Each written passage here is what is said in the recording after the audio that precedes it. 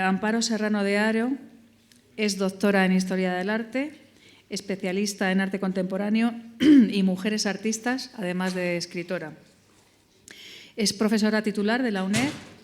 Como historiadora, entre sus publicaciones más recientes cabe reseñar Creación, Vida e Historia, el legado de las mujeres artistas, publicado en colaboración con la comunicadora anterior, con África Cabanillas, por la editorial universitaria Ramón Areces en 2024. También ha participado en el ensayo Orgullo y Prejuicio, Prejuicios, ¿no? Prejuicios, en torno al arte de las mujeres. Nació también en colaboración con ella, con África. Y en el campo de la biografía ha escrito La vida de Remedios Varo y diversos artículos, entre ellos La mujer en la Escuela de Bellas Artes de San Fernando, entre 1873 y 1967, para el Boletín de la Real Academia, y también el capítulo La mujer artista en la noche surrealista, un ensayo iconográfico personal publicado por Mujeres en las Artes. Anteriormente también publicó los libros Mujeres en el arte, Espejo y realidad, de la editorial Plaza y Janés, Retrato de la mujer renacentista, publicado por la UNED en 2015, Palabra y pintura, la crítica de arte anglo-norteamericana, de 1850 a 1950, también por la UNED, El espíritu de Roma, de Vernon Lee, Línea del Horizonte, Madrid 2019. Como escritora y novelista, con el seudónimo de Ara de Haro, ha publicado 6 novelas, la última de ellas titulada La pintora pelirroja vuelve a París, que está publicada por Alianza Editorial. Amparo es, como ven, una especialista en arte contemporáneo femenino y ha titulado su ponencia La mujer como artista genial, un reconocimiento incipiente y frágil.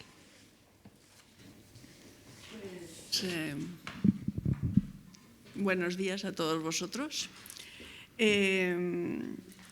Hablar de las mujeres artistas. Bueno, yo soy especialista en arte contemporáneo y luego he dedicado gran parte de unos, no sé, pequeños 30 años o algo así al tema de las mujeres artistas.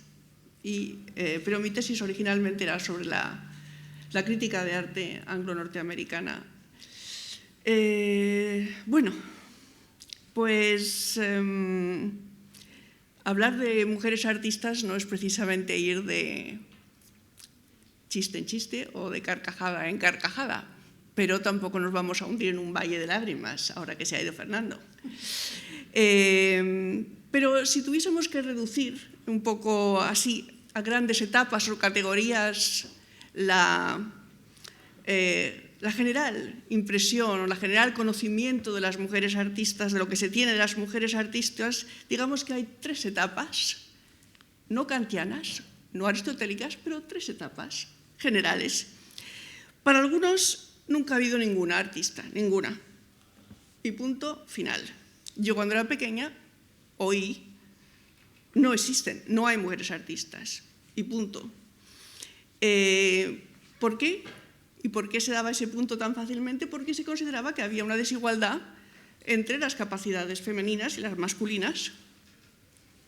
Argumento que se ha visto denostado, se ha visto negado por simplemente, no voy a citar ningún filósofo, sino simplemente por la realidad. Ahora tenemos médicas, jueces, juezas, abogadas, y todos sigue exactamente igual, hacen el trabajo exactamente de bien y de mal que los hombres. Entonces ese fue el primer punto, ¿no? Ninguna. Y luego llegamos al segundo punto del conocimiento humano, que tampoco es aristotélico ni kraussiano, pero que es, sí, existen algunas mujeres artistas, existen, pero son malas, y punto. Son malas, y punto. Bueno, y llegamos al punto final, al punto en el que estamos más o menos hoy, ahora, aunque hay mucha gente que sigue los puntos anteriores, todo hay que decirlo, que es que hay bastantes mujeres artistas, bastantes, muchas, y que hay muchas, bastantes buenas.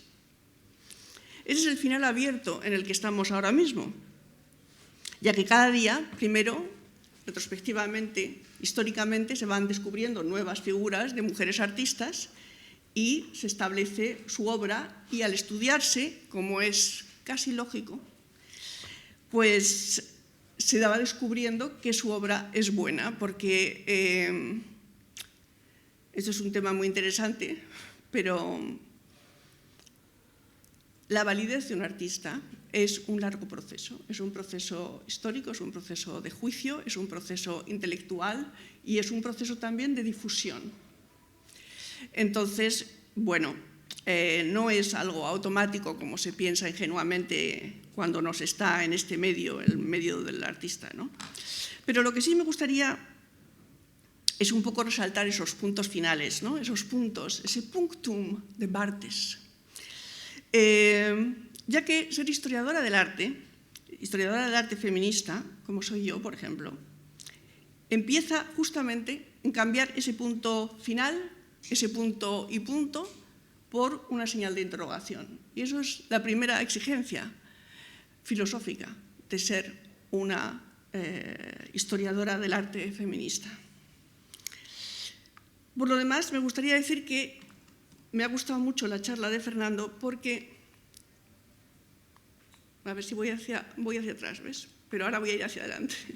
Esperemos.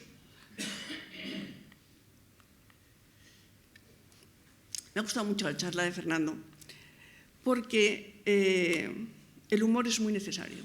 El humor es muy necesario. El humor, como acabamos de ver, rompe fronteras, nos acerca los unos a los otros, crea lazos de conexión, crea cordialidad. Y también el humor es una cosa muy seria, porque en situaciones en que la opresión es grande y la estructura opresiva, como en el caso precisamente del interesante y muy bella imagen del manifestante detenido por llevar un cartel en blanco, cuando la opresión es tan grande, pues el humor, que precisamente es llevar una hoja en blanco, esa hoja que seguramente los guardianes de la paz y el orden veían escritas lleno de cosas terribles que ellos mismos tenían en su subconsciente y por eso detuvieron a ese pobre chico, pues permite que se rompa la estructura, es la rendija por la que entra la liberación, ¿no?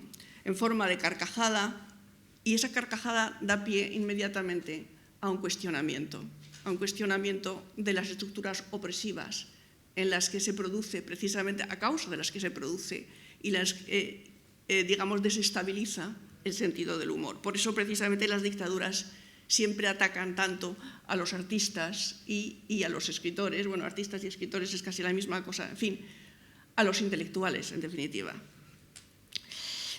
Y aquí os he traído el Miguel Ángel de David por varios motivos.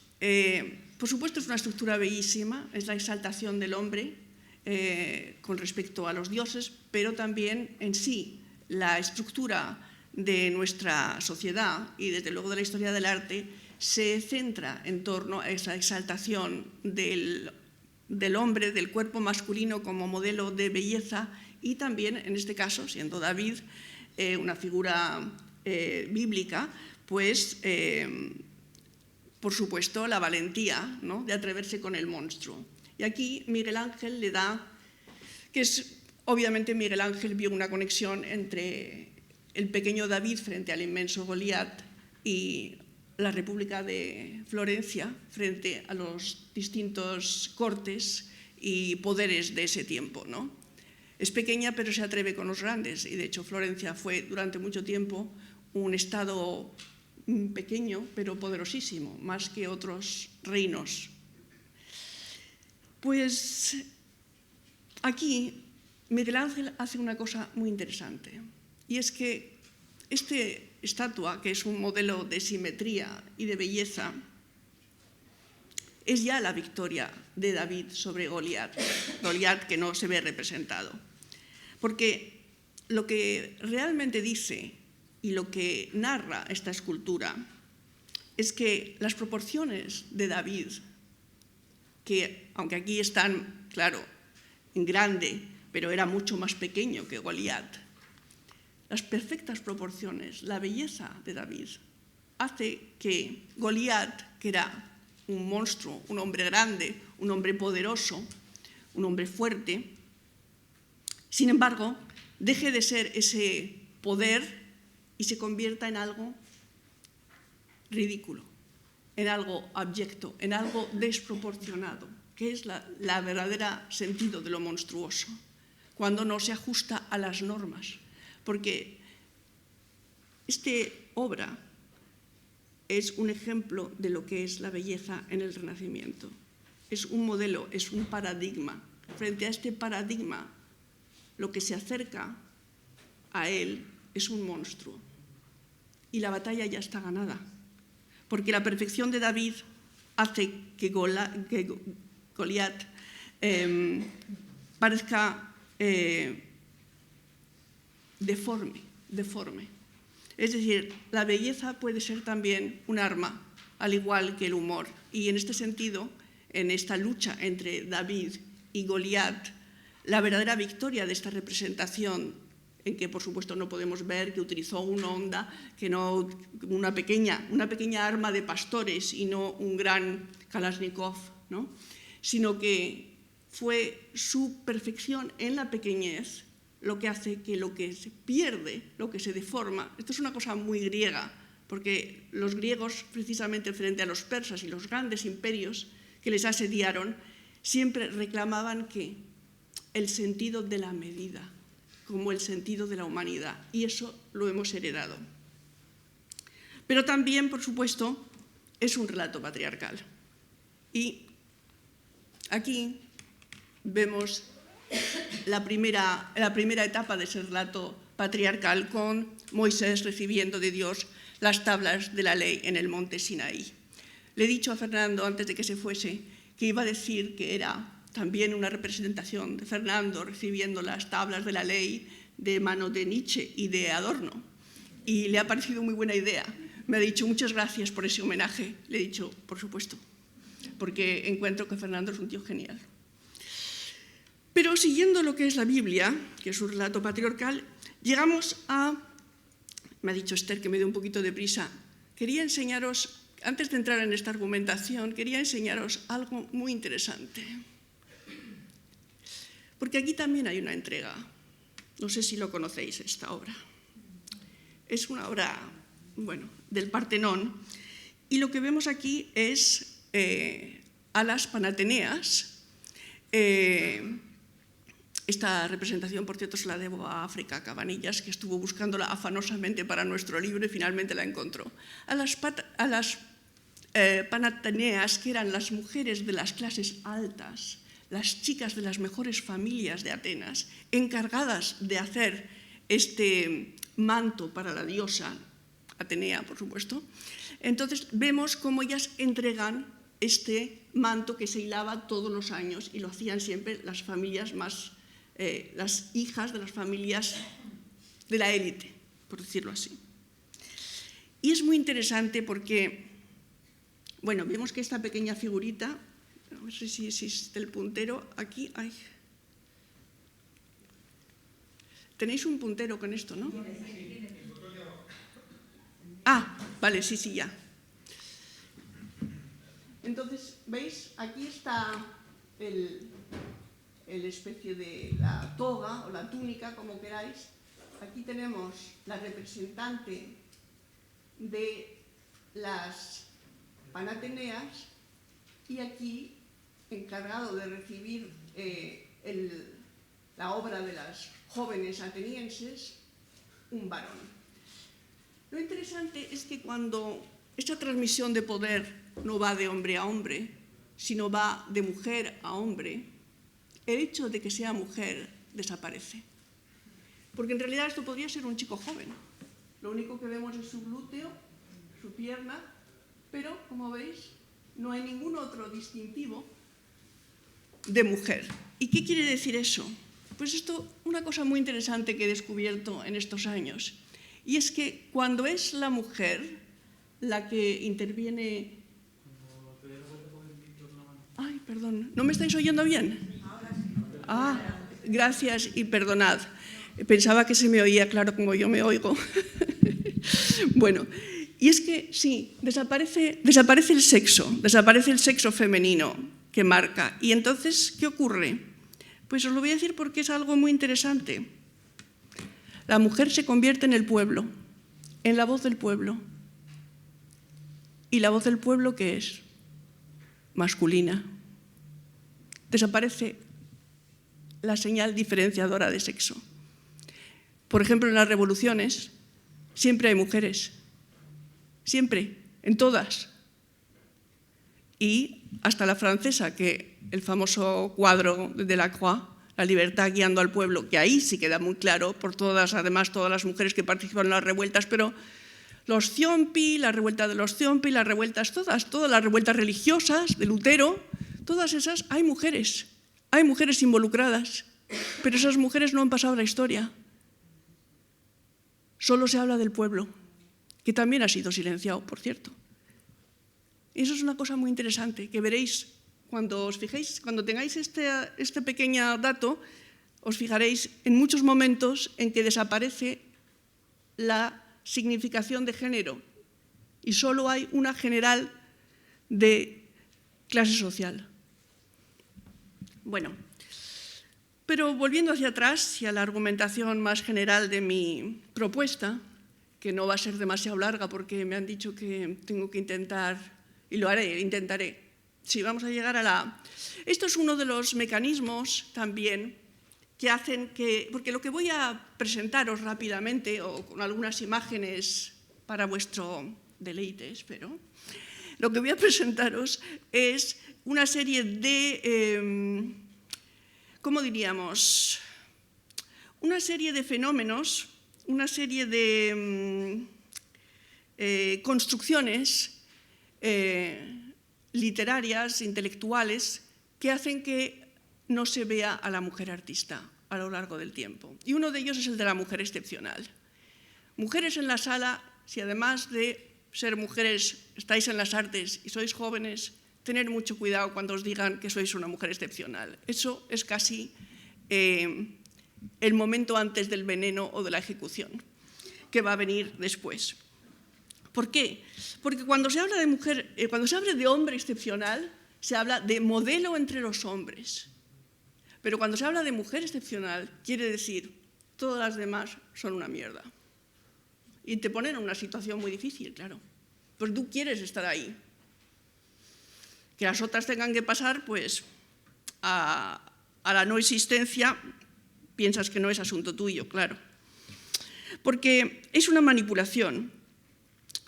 Se juega a la confusión de halagar a unas para rebajar a la mujer en general. Es una especie de manipulación triangular, como decimos ahora en psicología.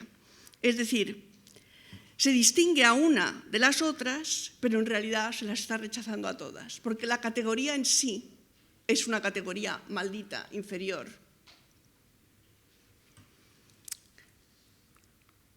Bien, este sería nuestro equivalente y además, como sabéis, un poco anterior al David, ¿no?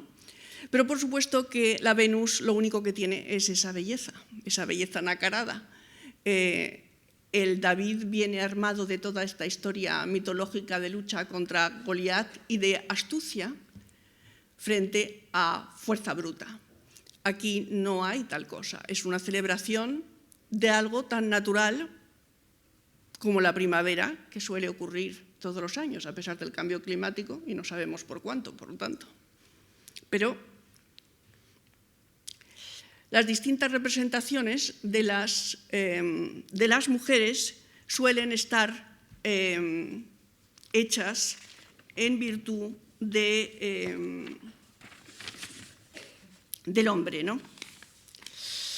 Y entonces nos encontramos que hay como un gueto.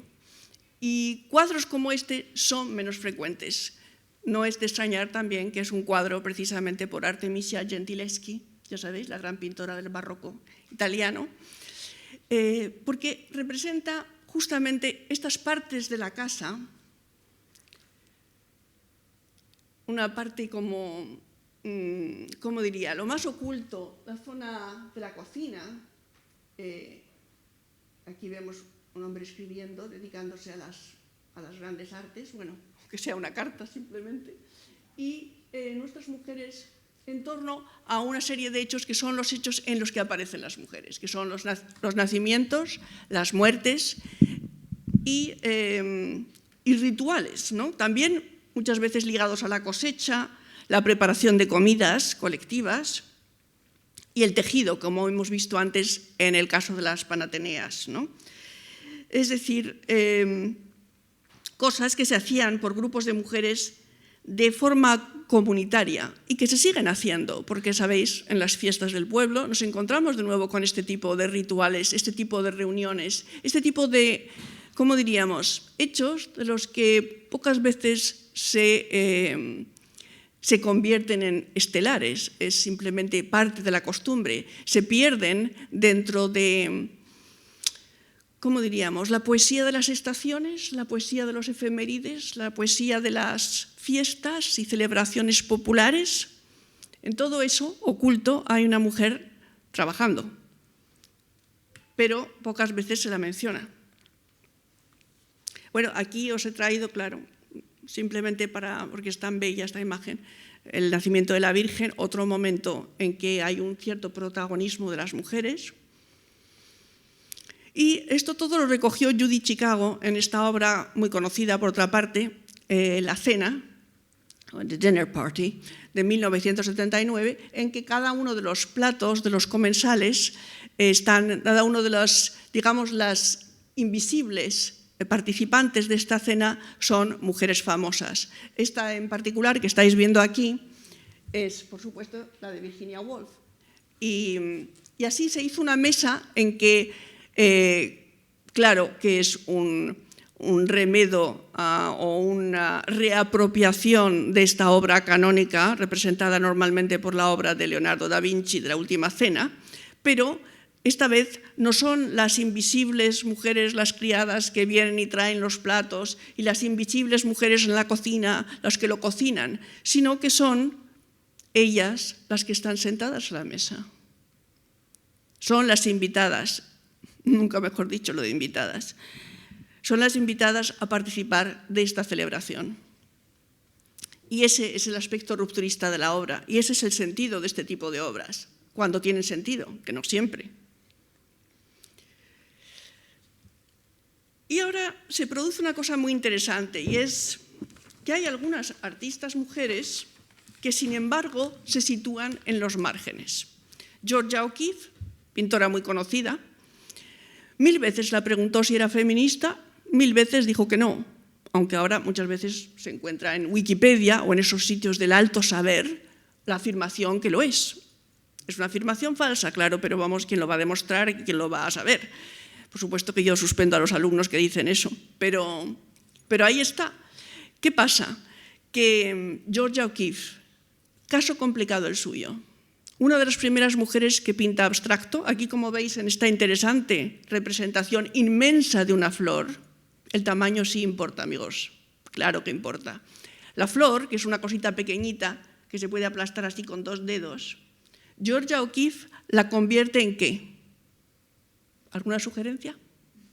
En el David de Miguel Ángel. ¿Y cómo lo hace? Cambiando el tamaño, las proporciones, el color, lo hace por medio de la belleza. Ese es el argumento de los artistas cuando son realmente buenos artistas. Entonces ya no es una flor, ¿qué es, amigos? Es un incendio, es la erupción de un volcán, es algo épico, es algo lírico, una flor, una fruslería. No. Se convierte en un acontecimiento violento, sangriento, aunque no haya sangre, ni haya violencia, solo hay inteligencia a la hora de plantear una imagen y de dar la vuelta a lo que ya está establecido en el pasado, en la historia del arte. Da una nueva iconografía a lo que son las flores y al hacerlo da una nueva iconografía a lo que son las mujeres en el arte. Pero, sin embargo, Georgia O'Keeffe, como Frida Kahlo, por otra parte. Frida Kahlo yo creo que es la más conocida de todas las mujeres artistas. Creo que si salimos a la calle y le preguntamos a la gente, ¿conoce usted una mujer artista? Muchos nos van a decir que no. Y de hombres, pues, ¿qué dirían? Picasso, Velázquez y Goya, claro, que son los que, bueno, alguno a lo mejor dice también Miró, muy bien. Pero si tuviese que decir una mujer, creo que me apostaría con vosotros que la respuesta más posible, más plausible, más frecuente sería la de Frida Kahlo. Pues Frida Kahlo tampoco quería ser surrealista. Dijo, yo no soy surrealista, yo pinto mis sueños. Y como a veces las citas son peligrosas, porque una cita sacada de contexto puede decir exactamente lo que tú quieres que diga. Por lo tanto, no sirven realmente, aunque yo sé que la autoritas se basa en las citas, pero es una autoritas falseada para quien sabe lo que son los libros, que cada vez son menos personas, es verdad. Pues el caso es que Frida Kahlo también decía, yo no soy surrealista, yo no pinto sueños, pinto mi realidad. Bueno, una frase más. Pero ¿qué pasa? ¿Qué hay detrás de estas mujeres que no quieren entrar en el campo de las mujeres? Pues que el campo de las mujeres era una mierda en esa época. El campo de las mujeres, os lo acabo de decir en las 3 fases estas de la mujer. No existe o son malas. ¿Quién quiere entrar en ese campo? ¿Quién quiere jugar en ese equipo de fútbol? Nadie. Y ellas también no querían. No querían porque sabían que era condenarse. Y entonces el único camino que tenían era su propia excepcionalidad, dejando atrás, claro, a todas las demás. Pero bueno, todas las demás no se conocían entonces, porque estoy segura que cuando Frida Kahlo y, como he dicho la otra, Georgia O'Keeffe, cuando ellas rechazaron ser mujeres artistas, no sabían que existía Artemisia. Artemisia es un descubrimiento relativamente reciente, como Sofonis Banguisola y como muchas otras que van a convertirse cada vez en nombres tan conocidos por vosotros como ahora mismo son Velázquez y Goya y Picasso. Y eso es algo realmente maravilloso. Bueno, Maruja Mayo, ¿no? Aquí tenemos también una obra de ella, de las primeras obras del año 27, y también ella tuvo muchos problemas por ser aceptada. De hecho, hay un artículo de Estrella de Diego que dice que Maruja Mayo no era surrealista. Eso no lo dijo ella. Ella nunca dijo que no lo era, pero dijeron de ella que no lo era, que solo iba vestida de surrealista, porque eso es otra cosa. La mujer siempre es esclava de su presencia, siempre, todavía. Algún tiempo ya no lo será, pero por el momento sí. Entonces, ¿qué pasa? Es una forma también de desautorizar, aunque venga de un campo, de otra crítica de arte en principio feminista, como es Estrella de Diego, pero se la desautoriza. Y cada vez que se desautoriza a una mujer artista, cada vez estás más cerca del poder, porque el poder es el de los hombres. Es un tema plagado de minas aunque no os deis cuenta. Bueno, Meret Oppenheim. Meret Oppenheim, no sé si estáis familiarizados, también surrealista. Esta fue una de las primeras obras de mujer de entrar en el MoMA, en el Museo de Arte Moderno de Nueva York. La seleccionó Alfred Barr en persona. Alfred Barr fue el primer director del museo. Alfred Barr compró esta obra y es una de las primeras que se exponen ahí. ¿Qué es esto? ¿No? Estamos en una cosa que es modernísima. Estamos viendo un fetiche, un objeto artístico. Tenía que haberos traído más de estos, ahora que lo pienso, porque no se conocen suficientemente y no se reconoce su singularidad dentro del panorama. Nos parece que es una cosa actual, que se ponga, no sé, utensilios de cocina como Sperry, no sé si conocéis a ese artista. Bueno, y es un tema muy complicado. ¿Por qué es un tema tan complicado? Porque siempre hay esta deformación, incluso por parte de las propias feministas. Cuando se hace la sin sombrero, que en este país ha tenido tanto éxito, pues claro, otras personas, también feministas, como soy yo, piensan que es terrible. Terrible porque, primero, el sin sombrero es un término que ya se acuñó hace mucho tiempo y por Ramón Gómez de la Serna, por supuesto, y que no es algo exclusivamente femenino. Viene de una anécdota en que están Dalí, Federico García Lorca y Maruja Mayo, y se quitaron los sombreros y les tiraron piedras en la Puerta del Sol, pero les tiraron piedras a los tres. ¿Por qué? Porque ellos rechazaban seguir las normas, y las normas son que la gente burguesa llevaba sombrero y la gente obrera o de clase baja no llevaba. Esas son las normas. Por supuesto que las normas no las siguen solo los que se benefician de ellas, es decir, la clase burguesa, las élites, que son, por supuesto, los que más se benefician de esas normas, que son los que imponen esas normas. Y no tenéis más que ver en el Renacimiento toda la legislación que hay sobre decoración y forma de vestimento, las artes suntuarias. Mirar eso, mirar en Venecia todas las leyes. ¿Por qué? Porque marcan, porque nos marcan. Y ahora mismo es la eclosión de todas estas tiendas baratas, pero con ropa que parece actualizada, lo que ha sido una revolución, porque ahora todos podemos, en un primer acercamiento por lo menos, parecer iguales, porque todo el mundo puede comprar esa ropa, tanto la hija del obrero como la hija del médico, del juez, del político. Todas pueden ir igual y van igual, porque van y se compran en Zara las cosas. Claro que la hija de la burguesía o de las clases altas tendrá a lo mejor una pulsera de Chanel auténtica y la otra tendrá una réplica de Zara. Pero en un primer acuerdo, en un primer vistazo, en una mirada, porque todos estamos constituidos por esas miradas, parecen iguales. Bueno, pues la sin sombrero, es maravilloso que la gente oiga hablar de estas mujeres, por supuesto. Y es maravilloso historiadoras como mi compañera y colega África Cabanillas, que ha hecho la primera biografía de Deli Tejero, que antes no tenía ninguna biografía. Pero también junto a estudios serios, estudios que las ponen en el mapa académico y en el mapa, por lo tanto, de la gente que lee, está también una especie de ¿cómo diríamos?, prensa sensacionalista o escritos sensacionalistas que se meten a hablar de estos temas sin otra ayuda que la Wikipedia y seguramente muy buena intención, y que entonces no reconocen la auténtica personalidad de estas artistas.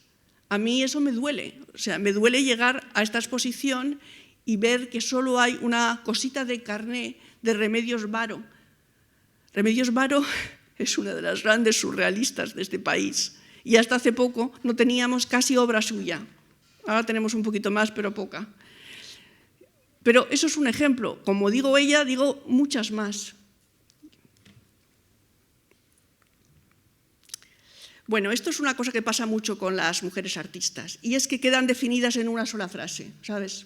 Igual que para los hombres artistas, para los hombres en general, pero para los hombres artistas siempre hay muchas frases, bueno, pues vamos a ver, el Goya de las tinieblas y el Goya de la luz, el Goya de la ilustración y el Goya de los demonios y de las brujas. No, ahí decimos, María Blanchard, pues cubista. Next. ¿La siguiente? No.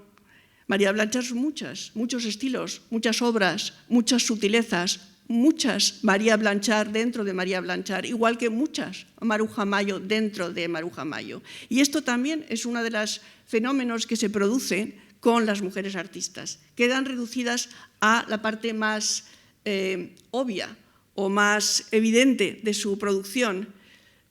Aquí me imagino que África habrá hablado en su intervención de las dos, por no decir de las muchas, Deli Tejero que hay, ¿no? La ilustradora que tuvo mucho éxito, pero que es un poco convencional, por así decirlo, perdona África, que sé que te duele, y la abstracta, la innovadora, la matérica. Casi nadie ha hablado de esa Deli hasta que no llegó a África, porque su propia familia, por cierto, estaba aquí su sobrina, me imagino que lo sabéis, pues su propia familia, la propia familia es un instrumento siempre conservador. Eso ya se ve cuando son las republicaciones de los artistas, en fin, los derechos de... Es todo muy complicado siempre con la familia, porque ellos quieren dar la mejor imagen. Pero la mejor imagen no siempre es la mejor imagen, porque la complejidad nos aporta. La complejidad de los artistas, incluso sus obras malas, son interesantes para hacerte una idea de incluso sus fallos, porque los fallos nos indican en qué dirección querían también establecerse, que a lo mejor luego no siguieron, pero que podían haber seguido. Por eso es muy interesante cuando los estudios son serios y abarcan la totalidad de un personaje artístico, de una obra, y no se reduce a... Este es un caso extremo, el de Remedios Varo. Remedios Varo, seguramente, como sois un público sin duda muy culto, pues habéis visto alguna obra de ella, pero apostaría un café con quien quiera que casi siempre habréis visto de su obra final. Se llama La década prodigiosa. Fueron 10 años. Eso es la Remedios Varo que todo el mundo conoce. Pero Remedios Varo era más que eso. A mi modo de ver, más. Para otras personas, menos. Es decir, hacía locuras, hacía collage, hacía cadavres exquis o cadáveres exquisitos, como hacían los surrealistas, que es decir, la concatenación de imágenes que en principio no tienen una conexión, pero cuya mezcla da una especie de chispazo. Eso de el paraguas sobre la mesa de disección con la mesa de escribir, sí, con la... whatever. Y aquí nos venimos a otro argumento que se esgrime siempre las mujeres artistas. Y es, ¿qué es? ¿Qué os parece que esto preludia?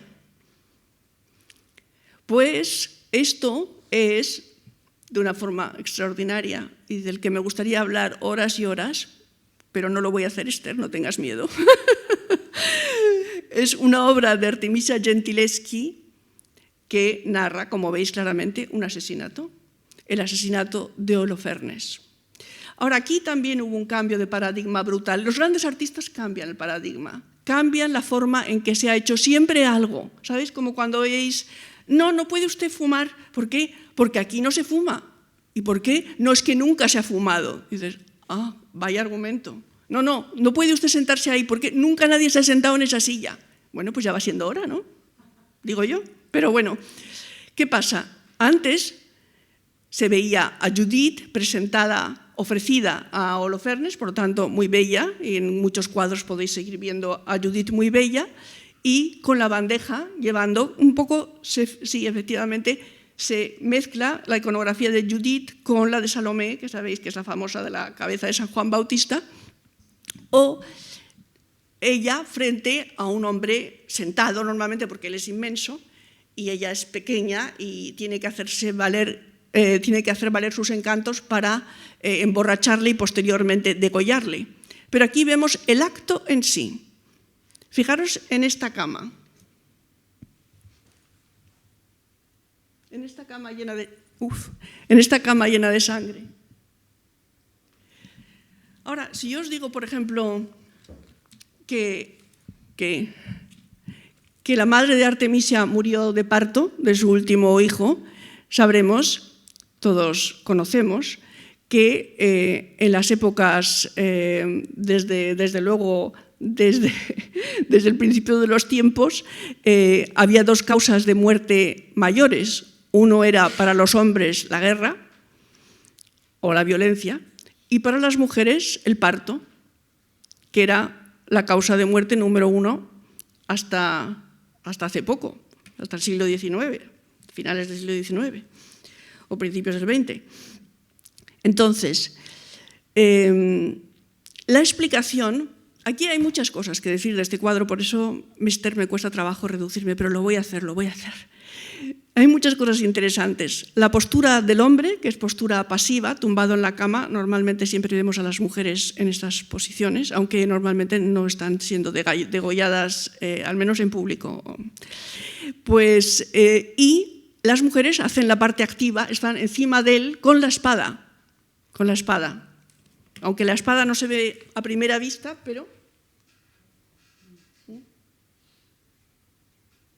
el elemento fálico por excelencia que divide, justo está en el centro casi del cuadro, porque la cabeza de Holofernes está más abajo, pero la espada está. Es un cuadro de una sabiduría compositiva similar a su maestro, claro, Caravaggio, que siempre tiene unas composiciones. Creo que eso es la clave de entender y apreciar a Caravaggio, es la inteligencia de sus composiciones, además del uso de la luz, que es siempre lo que se fija más la gente. Los elementos que salen de Holofernes son casi elementos femeninos. Fijaros, por ejemplo, estos brazos y esta rodilla. Esos son elementos que podrían ser de una mujer un poco fornida quizás, pero mujer. Son los elementos femeninos del hombre y los elementos masculinos de las mujeres. Este cuadro mezcla todas esas. Es un cuadro lleno de creatividad, lleno de creatividad. Bueno, hay varios así de Artemisia, sí. Pero bueno, no vamos a hablar hoy de Artemisia. Pero el caso es que lo que yo quería, este capítulo, esta parte de la conferencia se llama La cama de Artemisia, porque he llegado a la conclusión, y así lo hemos puesto África y yo en los 2 libros que hemos escrito sobre estos temas, que uno de los argumentos que se utilizan para disminuir a las mujeres es precisamente hacer alusión a su vida amorosa, a su vida como mujer. Y de esa forma desaparece, de alguna forma, se destiñe su posible gloria. A la vez, ser una buena artista mujer es también una reivindicación de lo que significa ser mujer, porque esa es una aportación iconográfica a un mundo en que eso no se ha tenido en cuenta, no se ha visto, no se podía representar. Fijaros aquí en estas obras de Frida Kahlo, a que son chocantes, Me gustaría preguntarle a Fernando, ¿te parece abyecto? ¿Te gusta entonces? Es abyecto, sí, pero a la vez es fuerte, es poderoso, porque es lo no representado. Ya sé que ahora hay muchos vídeos caseros, que eso hay que decir que la gente está un poco loca, de gente que su mujer estaba dando a luz y estaba haciendo un vídeo. No los he visto, gracias a Dios, me niego a ver esas cosas. Pero quiero decir, ella llega aquí a representar cosas que eran irrepresentables.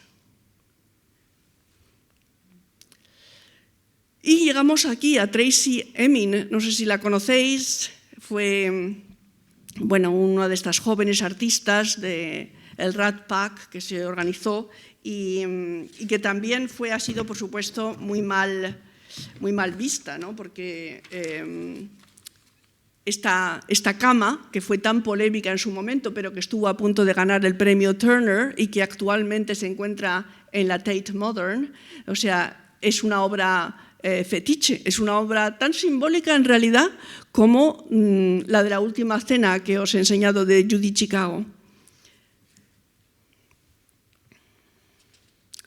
Bueno, y este es otro de los modos que había también de destruir una personalidad artística femenina, y es sobre todo esta crítica que se llama galante y que realmente cómo funciona es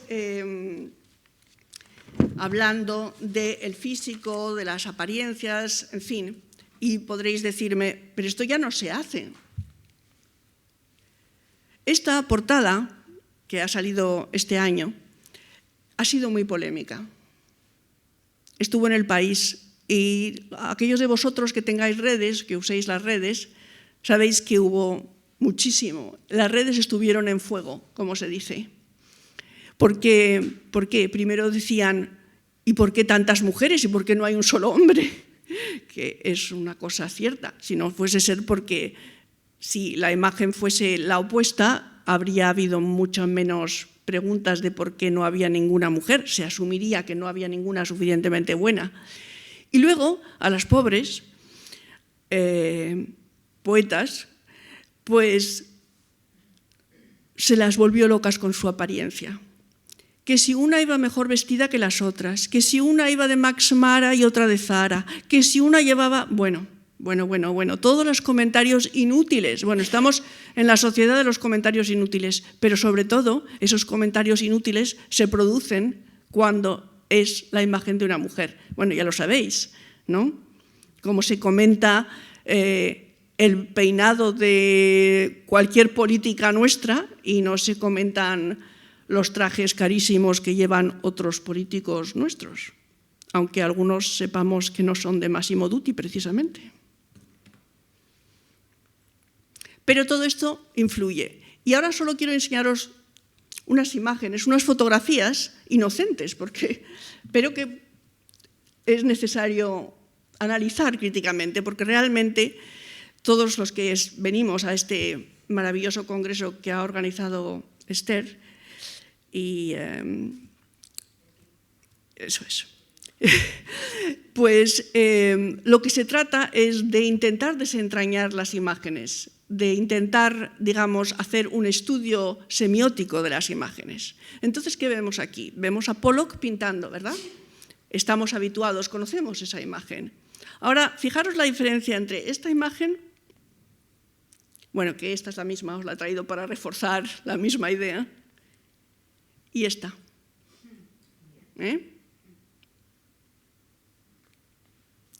O esta. Aquí es mayor aún que en la de Juana Francés, que era la anterior. Vemos a Helen Frankenthaler, que fue, digamos, aunque hay parte de la crítica norteamericana y de historiadores norteamericanos que no estarían de acuerdo conmigo, pero que fue la heredera de Pollock, porque ella también dio un paso que cambió la idea de lo que es decir, después de Pollock, bueno, no voy a volver a Pollock porque lo conocéis, ¿no?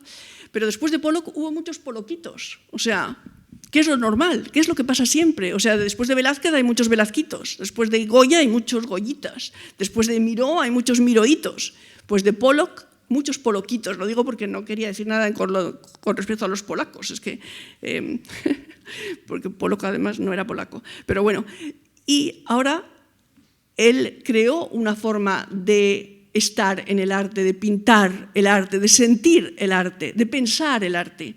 Y Helen Frankenthaler, pocos años después, creó otra. Pero aquí, ¿qué es lo que vemos? A Helen Frankenthaler que se ha convertido en parte de su propia obra, porque siempre encontramos esta dualidad del hombre sujeto y la mujer objeto. Y esta fotografía, que la han hecho con toda la mejor intención del mundo y que yo estoy segura que Helen Frankenthaler la vio y dijo, ah, sí, very beautiful, sí, me encanta mi foto. Pero ahí ella se ha convertido de artista en objeto de su propia arte.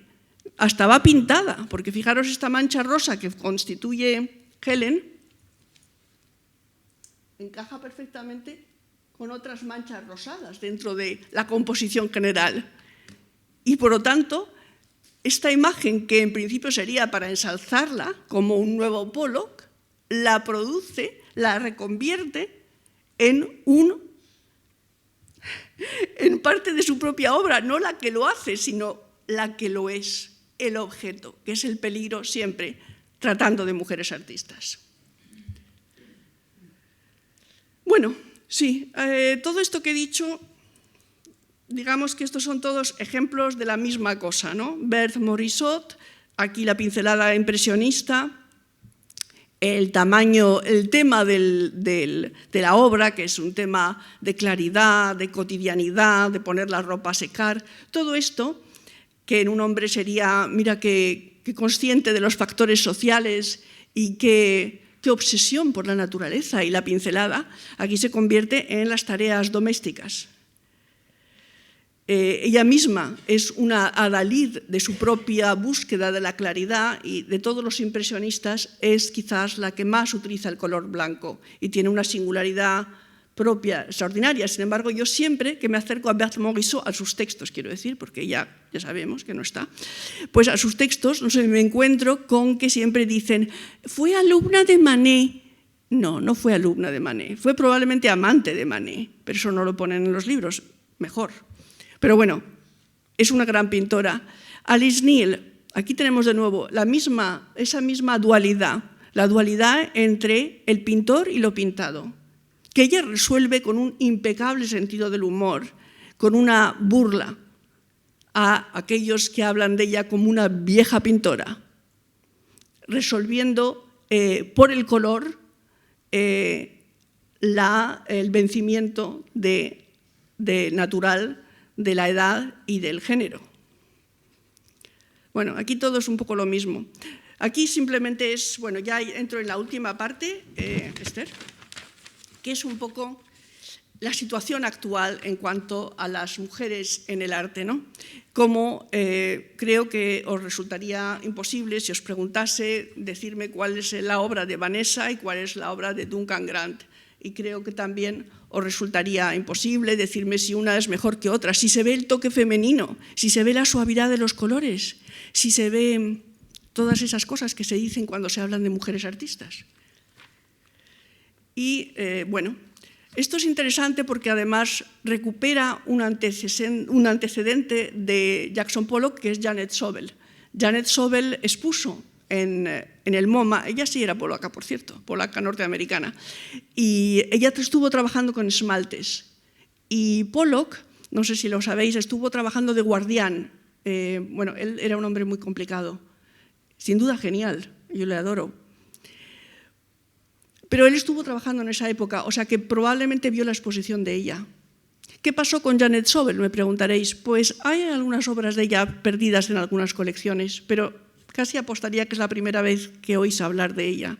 Sin embargo, y esto es importante, porque además del discurso que podamos hacer algunos de los que estamos en esta mesa, hay una evidencia que son las obras. Yo creo que si veis estas dos obras, encontraréis que tienen mucho en común. Sobel no la conoce nadie y a Pollock lo conoce todo el mundo. También, por supuesto, está Los precios, que es, desgraciadamente, la única forma de validación crítica que existe hoy en día. La única. Bueno, no me acuerdo esto ya os lo he contado. Bueno, casi estamos terminando. Solo decir que, bueno, esto es mi querida Remedios. Esto es un tipo de, bueno, Joan Mitchell.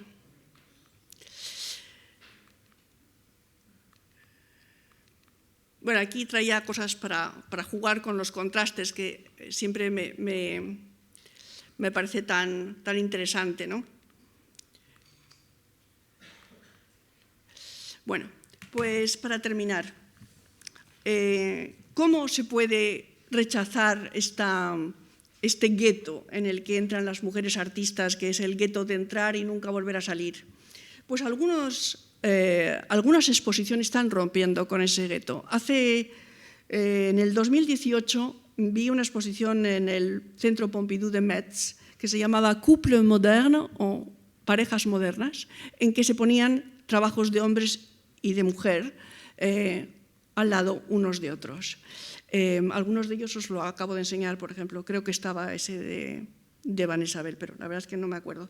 Pero bueno, el caso es que cuando ves esas dos obras juntas, entiendes que realmente es una estructura falsa y que ha falseado la historia del arte, una estructura patriarcal, una estructura de poder, la que ha creado esa diferencia entre hombres artistas y mujeres artistas. Porque ambos, por supuesto que son diferentes como un artista a otro, pero quiero decir, ambos tienen una creatividad igualmente interesante, igualmente valorable, ¿no? Y este año he tenido la alegría de ver en el Tate Modern la exposición sobre los expresionistas que organizaron en la Tate. Y por supuesto había hombres y mujeres. Estaba, por supuesto, Kandinsky y estaba, por supuesto, Gabrielle Munter, que ahora la podéis ver en el Thyssen, como sabéis. Pero en el Thyssen está sola. Está en el gueto de las mujeres. Hasta que las exposiciones no empiecen a introducir sin ningún tipo de menoscabo, de remedo, de argumento torticero, hombres y mujeres al mismo nivel y a la vista de todos, hasta que eso no ocurra, estaremos metiendo a las mujeres artistas en un gueto. Muchas gracias a todos.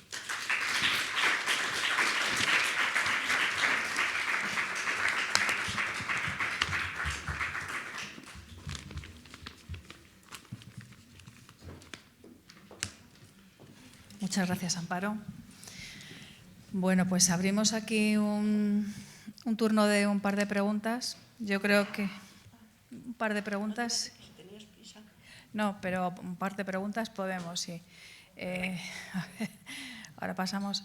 Yo creo que Amparo nos ha dirigido muy bien la mirada hacia todos esos elementos que hacen que el arte de las mujeres no haya tenido la consideración y no la tenga todavía a lo largo de la historia del arte, y ahora mismo pues un poquito mejor la situación, pero a ver, sí, esa pregunta. Yo me quedo muy impresionado de su conferencia, le felicito, que es realmente muy buena. Además, usted habla con una convicción que mi mirada de Diego no la tiene o la va adquiriendo.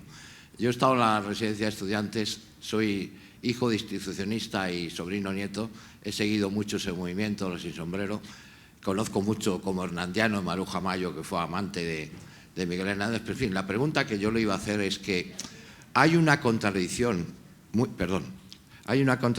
fuerte entre unas determinadas personas que hacen un movimiento feminista brillantísimo, que quizás, bueno, todos sabemos que tuvo un parón, pero el tema clave es que, por ejemplo, María Maeztu, que hace la residencia de señoritas, pues se encuentra con una terrible tragedia de que la única mujer que es diputada en las 3 legislaturas de la República, Margarita Nelken, por cierto vivía en la misma casa que mi padre, en Conde Romano 5, pues hace la matanza de la cárcel Modelo y de Aravaca, y acaban matando a Ramiro de Maeztu, que es su hermano, y luego pues cuando está exiliada, que no quiere ninguna de esas dos Españas, no quiso ni que la enterraran con la bandera republicana. O sea, quiero decir que hubo mujeres dentro de ese feminismo brillantísimas, extraordinarias, y se quedaron defraudadas de la actuación de otras. Quizás fue la tragedia. Vamos, termino diciendo que Margarita Nelken estuvo muy dolida porque Diego Hidalgo, que había sido ministro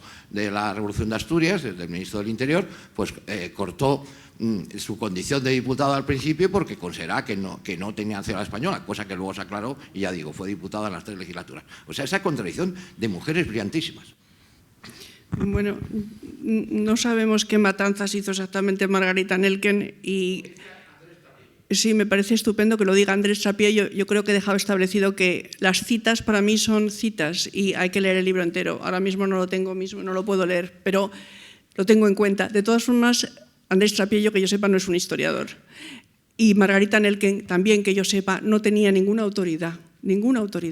Solo se hizo unas fotos con unos rifles, que fue una mala idea. Eso fue una mala idea, pero era para romper con esa imagen de la mujer como pasiva, como que no hacía nada. Y entonces, claro, como es la única mujer que está ahí, le caen todos los muertos, nunca mejor dicho. No hay ninguna contradicción, hay mujeres brillantes, pero esas mujeres brillantes siempre han sido más perseguidas que los hombres brillantes, y es una lástima. ¿Otra pregunta? Espera, una pregunta. Sí. Bueno, justo cuando terminabas tu intervención, comentaste que parecía que una mujer expusiera en el Thyssen sola era malo, era como un gueto. Yo creo que, no sé, a mí me parecería bien. No he dicho que... Bueno, entiendo que hayas podido entender eso, pero lo que quiero decir es que si tú expones a alguien fuera de contexto, como esas citas fuera de contexto, a las que yo no le doy ninguna validez, a ninguna cita fuera de contexto le doy validez, porque esa cita te la puedes haber inventado en ese mismo momento, o puedes haberte confundido de cita. Aunque ya sé que aquí hay mucho amor por eso, en España quiero decir. Pero eso no quita, es lo que yo llamo el erudismo del papagayismo.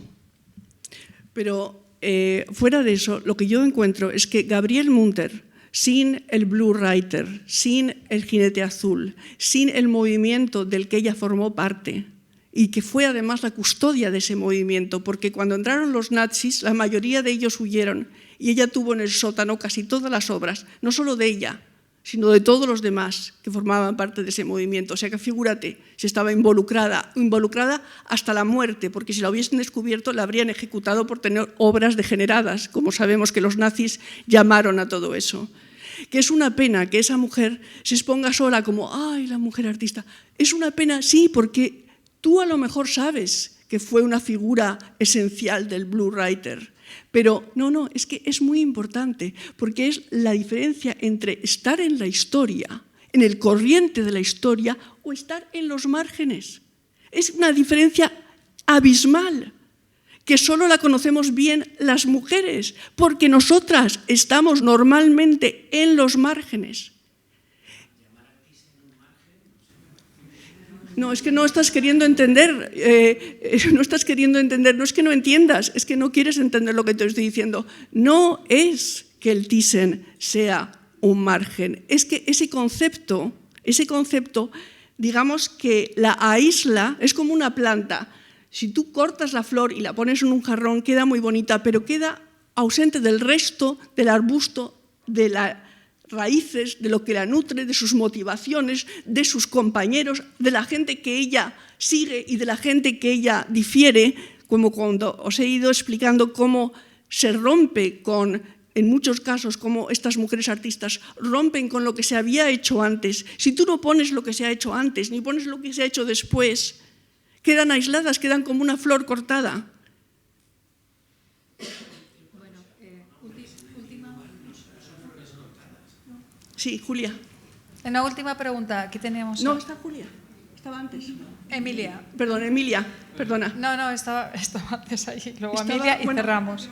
Sí, no es porque tiene el micrófono ya. Ah, bueno, perdona, sí, no te había No, visto. te iba a preguntar qué se puede hacer para mejorar.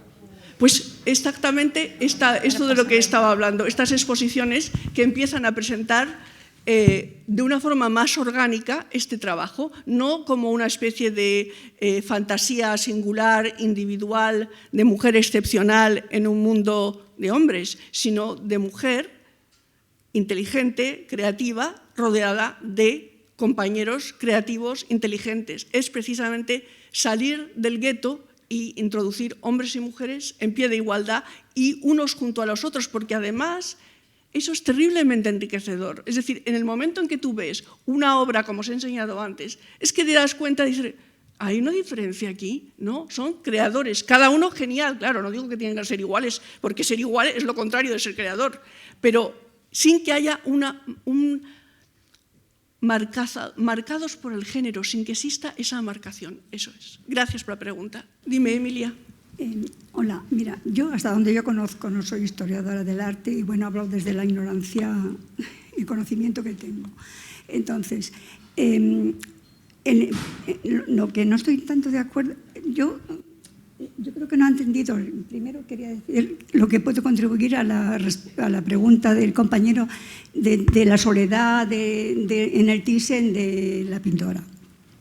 Actualmente, si lo ves con los ojos de hoy, los artistas que se presentan solos y no en una colectiva parece que tienen más prestigio. Entonces yo pienso que él ha entendido que estar en el Thyssen en solitario es un prestigio. Yo creo que a eso se refería, no lo sé si lo he entendido bien. Quizás en ese sentido me ha faltado una pequeña puntualización como partes. La puntualización es que no es lo mismo hablar de un artista de un contexto histórico que hablar de un artista contemporáneo. Todos nosotros vivimos en un contexto histórico. Lo que es directamente contemporáneo lo entendemos o no lo entendemos, pero no lo entendemos desde ese contexto histórico en el que vivimos. Es decir, si nosotros vamos, como ha dicho Fernando, cuando él fue a la exposición del arte Povera en 1984, todo el mundo menos él sabía lo que era el arte Povera y lo entendía porque esa exposición no era nada complicada. Pero él es un filósofo y eso da una extraña circunvalación a las cosas. Y me parece muy interesante su no comprensión, porque a veces la no comprensión es más interesante que la comprensión. Pero lo que quiero decir es que estaba en ese contexto histórico, lo vivía, lo conocía, como si nosotros ahora nos encontramos con alguien que está pintando ahora mismo. Pero cuando se va hacia atrás, cuando se va hacia la historia y la creación de lo que es la historia y la creación de los mitos, como el mito Pollock y el no mito Ellen Frankenthaler, es necesario hacer una reconstrucción en la medida de lo posible. Entonces es mucho más interesante traer menos obras de Gabriel Munter y traer a todos los demás del Blue Writer que poner acá. Si tú no lo entiendes, pero bueno, a lo mejor... Sí, pero el catálogo, ¿quién lo lee? Tú. Pero ¿cuánta gente va ahí y se queda solo con otra mujer artista, Gabriel Munter, sin entender? Pero mi pregunta perdón. Perdón. Es que mi pregunta no era esa, era perdón. apuntalar que quizás no había entendido esto. Perdón por meterme. No, métete. Por meterme. Mi pregunta es, en los comienzos, los inicios del impresionismo, en París se reunieron todos, entró una mujer de la que tú has hablado, una que yo sepa, y ninguno tuvo éxito, y se criticaban entre ellos, porque era un gossipeo total. Pero no de la mujer solo, sino entre ellos, terrible, hasta que después ya resultó, pero tuvieron un fracaso todos. Sí, claro, eso es, efectivamente, es una puntualización muy interesante, porque la gente siempre cree que todo empieza o todo va hacia el éxito, y el éxito muchas veces se produce muchísimo tiempo después. Pero son dos mujeres, Marie Cassatt y Berthe Morisot. Pero, ¿qué ocurre? Berthe Morisot, para que veas un poco cómo son los tiempos, Berthe Morisot, en una de las exposiciones, alguien dijo, esa mujer, simplemente esto, no la insultó, no la llamó prostituta, que era el insulto clave de esa época, te llamaban puta ya, ay, Dios mío, el deshonor que ha caído sobre mi familia, mis hijos y mi marido y todo esto. Bueno, dijeron siempre, esa mujer, ¿qué hace aquí? Y su marido retó a un duelo a ese hombre. Ya sé que lo de los duelos no, pero quiero decirte, imagínate solo eso, solo de que se mencionase el nombre de una mujer en términos despectivos, ya eso era bastante para tomarse ofensa, para considerar que era un desafío al honor de esa mujer y, por supuesto, a su marido, que era el dueño de la mujer y del honor y de los hijos y del todo. Claro, sí, ella estaba ahí de pleno derecho. ¿Y Marie Cassatt? Sí.